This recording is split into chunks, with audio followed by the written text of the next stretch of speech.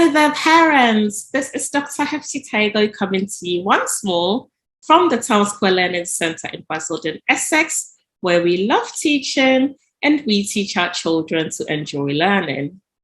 In my previous recording, I talked about some of the ways that as parents, we can start encouraging our children from an early age to really develop their love for numbers. And that starts with changing the language we use around our children when we're talking about math. What I want to focus on today is look at some of the reasons why, or other reasons why children don't really take to math, and how best we can encourage them to really develop their interest with numbers and their confidence with their mathematical problems from an early age. So first of all, one of the reasons why children usually tend to not take to math so well, it's because their foundation is not as strong as it needs to be. And so with math, if your basics are weak, and when I'm talking basics, I mean things like your mental arithmetic, times tables, quick addition, subtraction, multiplication, division, and little concepts like what to do when you're multiplying or dividing by 10, things like conversions. So if those fundamentals are quite weak, it then becomes a struggle to build on them when you come to the more advanced math concepts that children have to learn. So of course, one way that as parents you can support children to mitigate this is to ensure that, especially from the early stage, you're really mastering their timetables and basic arithmetics.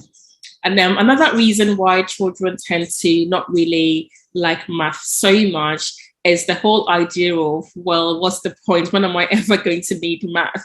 And so again, from an early stage, and even as the child is progressing through school, it's good practice to, whenever you're out shopping, for example, let your children handle money. They can pay for your items, and you can have conversations and interact that way.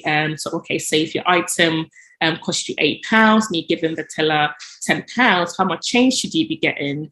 And so through these little practical activities, you're connecting, or the child is connecting, the theoretical classroom math knowledge with real life scenarios. The third reason why children often don't really take to math is because they can find it quite mundane and boring, because math is repetitive, or it's one of those things that you need to practice over and over and over again to master. And so if you're always having to do 10 questions on division using the Bastov method, some children can get really bored doing the same thing over and over again.